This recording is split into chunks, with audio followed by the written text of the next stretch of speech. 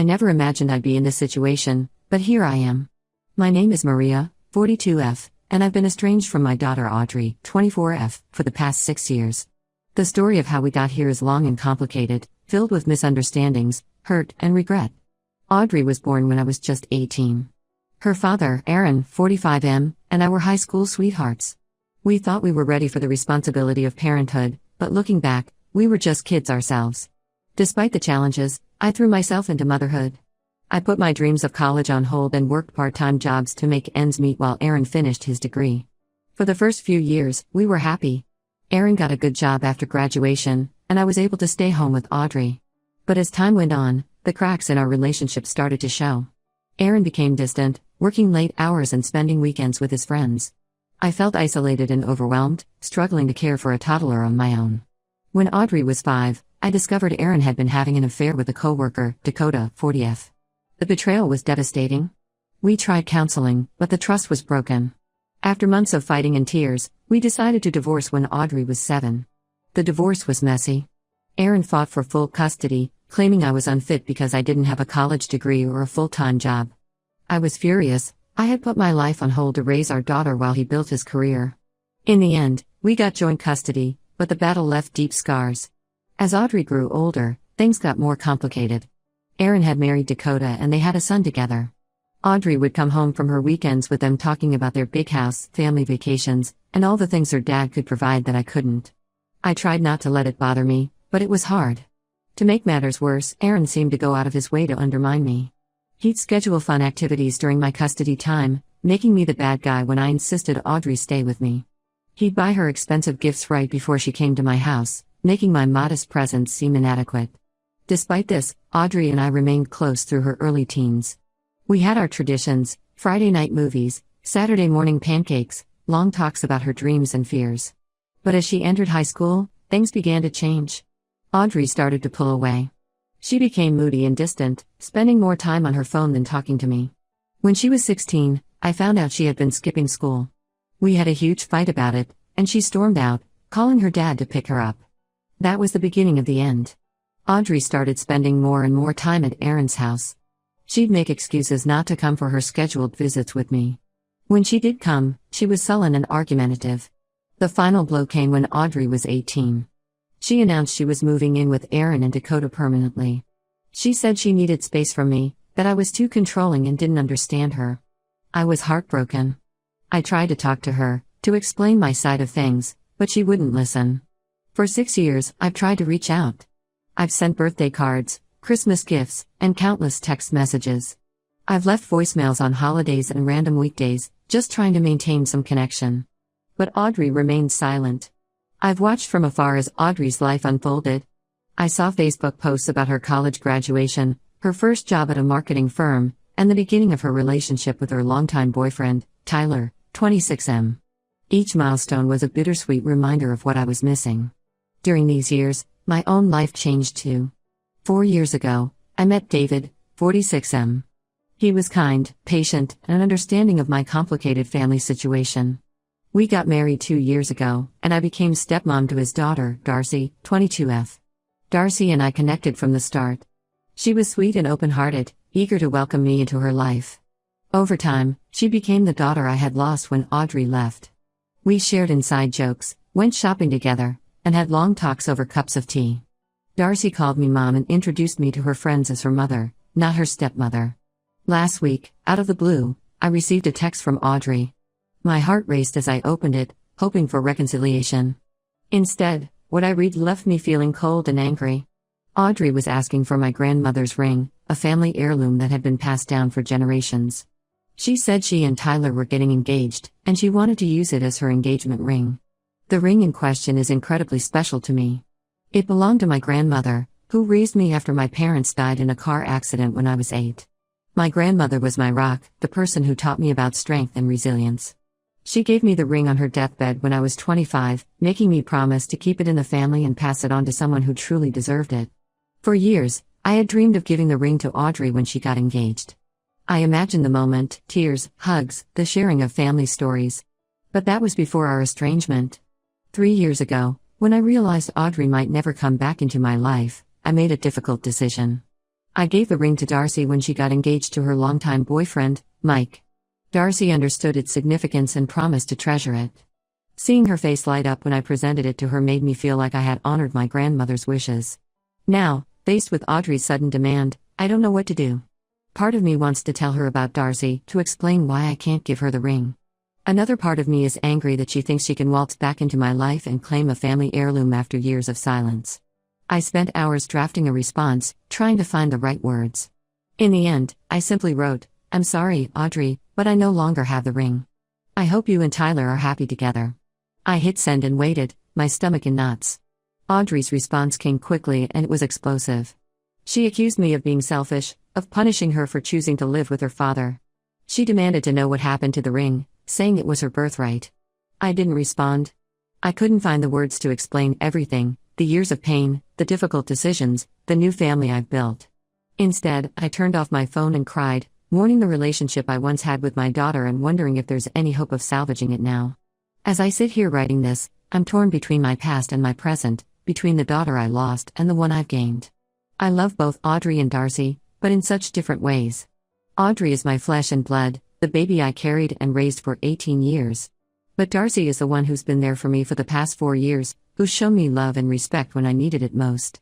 I keep thinking about my grandmother and wondering what she would say if she were here. Would she understand my decision to give the ring to Darcy? Or would she be disappointed that I didn't keep it for Audrey? I'm lost and confused, unsure of how to move forward. How do I navigate this situation without losing both daughters? Is there any way to make Audrey understand my decision without pushing her away forever? And how do I protect my relationship with Darcy, who has been nothing but loving and supportive? I never wanted to be in this position, forced to choose between my children. But here I am, struggling to find a way through this mess. Any advice would be appreciated. Update 1: It's been a month since my last post, and a lot has happened. I want to thank everyone who offered advice and support. Your words gave me the strength to face this difficult situation. After taking some time to process my emotions, I decided to reach out to Audrey. I sent her a message asking if we could meet in person to talk things through. To my surprise, she agreed. We arranged to meet at a small cafe near her apartment. As I waited for her to arrive, memories flooded back. I remembered bringing Audrey to this same cafe when she was little, sharing hot chocolate and cookies after Saturday morning errands. It seemed like a lifetime ago. When Audrey walked in, my breath caught in my throat. She looked so much like the little girl I remembered, yet so different, a grown woman with a hardness in her eyes that hadn't been there before. She was dressed in a smart business suit, her hair pulled back in a sleek ponytail. I realized with a pang that I didn't even know what she did for a living now. We sat down, and for a moment, neither of us spoke. Then, Audrey broke the silence. "Why didn't you keep the ring for me?" she asked, her voice trembling slightly. I took a deep breath and started to explain. I told her about the years of silence, about how I had tried to reach out countless times. I spoke about the pain of watching her life from afar, unable to be a part of it. And then, I told her about Darcy. Audrey's face darkened when I mentioned my stepdaughter. "So you replaced me," she said bitterly. "No," I replied firmly. "Darcy didn't replace you. No one could ever replace you, Audrey. But Darcy came into my life when I was at my lowest. She showed me kindness and love when I needed it most." I went on to explain how I had given Darcy the ring when she got engaged, believing that Audrey might never come back into my life. "I honored my promise to your great-grandmother," I said. "I gave the ring to someone who truly deserved it." Audrey was quiet for a long moment. Then she said, "You should have waited. You should have known I'd want it someday." Her words stung, but I stood my ground. "Audrey, you cut me out of your life for 6 years. You didn't return my calls or messages. How was I supposed to know you'd ever want anything from me again?" We talked for hours, bringing up old hurts and misunderstandings. Audrey told me her side of the story, how she had felt torn between her father and me, how Aaron had convinced her that I didn't really love her. She admitted that she had been angry and confused, and that cutting me off had seemed like the easiest solution at the time. She told me about the years we'd been apart. How she'd struggled in college, feeling lost and alone. How she'd almost dropped out in her junior year, overwhelmed by anxiety and depression.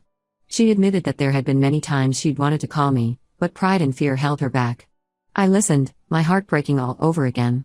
I wished I could go back in time and do things differently, to shield my daughter from the pain of our divorce and the years of estrangement. But I also knew that I couldn't change the past. As our conversation wound down, Audrey asked to see a picture of the ring on Darcy's hand. With some hesitation, I showed her. She stared at it for a long moment, then handed my phone back. "It looks good on her," she said quietly. "I hope she appreciates what it means." We parted ways with a tentative plan to meet again. It wasn't the reconciliation I had hoped for, but it was a start. As I watched Audrey walk away, I felt a mix of sadness and hope. We had a long way to go, but at least we were talking again. That night, I called Darcy and told her about my meeting with Audrey. Darcy listened patiently, then said something that brought tears to my eyes. "Mom, if Audrey really wants the ring, I'll give it back. Family is more important than any piece of jewelry." I was touched by Darcy's offer, but I told her to keep the ring. It was given with love, and I wouldn't take it back. Besides, I realized, the ring wasn't the real issue here. It was just a symbol of the larger problems between Audrey and me. Over the next few weeks, Audrey and I continued to talk. We met for coffee, exchanged text messages, and slowly began to rebuild our relationship. It was awkward and sometimes painful, but it felt like we were making progress. One day, Audrey asked about my life during the years we'd been apart. I told her about meeting David, about our wedding, and about becoming a stepmom to Darcy. I showed her pictures and shared stories. To my surprise, Audrey seemed genuinely interested. "I'm glad you found happiness, Mom," she said softly. I'm sorry I wasn't there for any of it." Her words meant more to me than I could express. For the first time in years, I felt like maybe, just maybe, we could find our way back to each other. As I write this update, I'm still unsure of what the future holds. Audrey and I are taking things one day at a time, slowly rebuilding trust and understanding. It's not easy, and there are still moments of tension and hurt. But we're trying, and that's what matters. I'm grateful for this second chance with my daughter, and I'm determined not to waste it.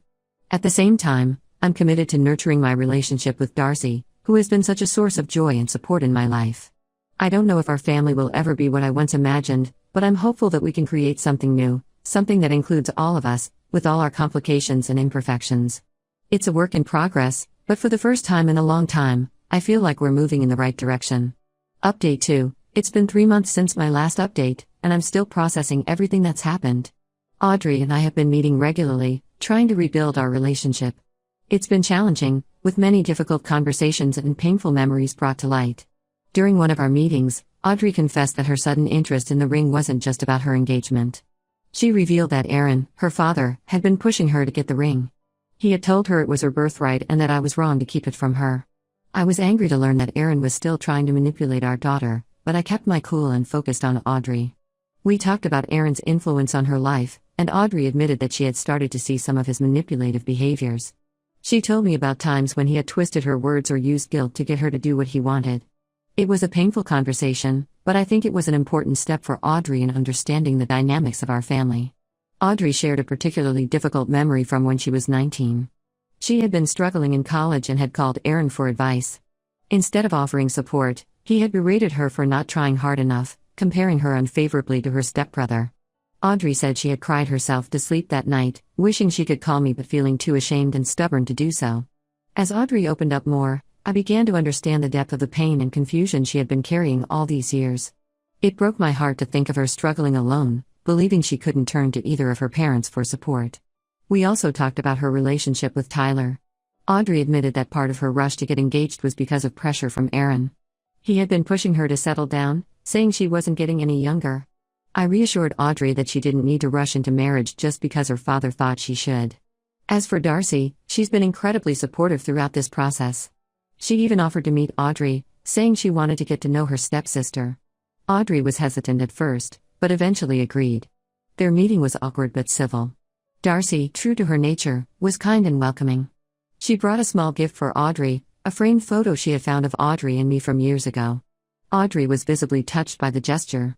Audrey and Darcy didn't become best friends overnight, but they found some common ground talking about their shared experiences of growing up in blended families. They exchanged phone numbers and have been texting occasionally since then. The biggest surprise came last week. Audrey called me, sounding excited. She told me that she and Tyler had been talking, and they had decided they wanted to start their own traditions. Instead of using a family heirloom, they were going to design their own engagement ring together. I realized, Audrey said, that I don't need Grandma's ring to feel connected to our family. I have you, Mom. That's what matters. I couldn't hold back my tears. It felt like a huge weight had been lifted off my shoulders. Audrey and I still have a long way to go in repairing our relationship, but this felt like a significant step forward. As for Darcy, when I told her about Audrey's decision, she hugged me tight and said, "I'm so happy for you, Mom."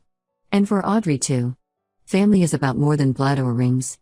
It's about love and choosing to be there for each other. I couldn't agree more. As I write this update, I feel cautiously optimistic about the future. Our family may not look like I once imagined it would, but it's ours, and we're working on making it stronger every day. Update 3. It's been 6 months since my last update, and I'm happy to report that things have continued to improve. Audrey and I have been steadily rebuilding our relationship, and while we still have our ups and downs, we're in a much better place than we were a year ago. One of the most significant developments happened about a month ago. Audrey called me, sounding upset. She had finally confronted her father, Aaron, about his manipulative behavior. It hadn't gone well. Aaron had blown up, accusing Audrey of betraying him and choosing me over him. He even went so Update 3 continued, far as to threaten to cut her out of his will if she continued to have a relationship with me. Audrey was shaken by the encounter, but she stood her ground. She told Aaron that she was an adult capable of making her own decisions, and that she wanted both of her parents in her life. Aaron didn't take it well and hasn't spoken to her since. I'm proud of Audrey for standing up to her father, but I also know how much it hurt her. We've spent a lot of time talking about it, and I've done my best to support her without badmouthing Aaron. It's a delicate balance, but I think it's important for Audrey to come to her own conclusions about her father's behavior. Audrey shared more details about her confrontation with Aaron. Apparently, he had made some disparaging remarks about me and about Audrey's decision to design her own engagement ring. He accused her of betraying family traditions and suggested that Tyler wasn't good enough for her if he couldn't provide a proper heirloom ring. Audrey said she finally snapped, telling Aaron that he had no right to judge her choices or her relationship. The fallout from this confrontation has been hard on Audrey.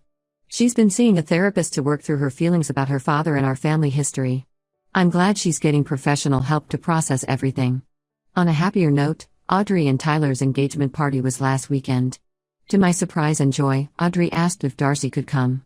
She's family too, Audrey said when she invited her. Darcy was touched by the invitation and gladly accepted. The party was lovely, and it warmed my heart to see Audrey and Darcy chatting and laughing together. They're not best friends, but they're developing a genuine sisterly bond. At one point, I overheard Darcy complimenting Audrey's engagement ring, and Audrey proudly explaining how she and Tyler had designed it together.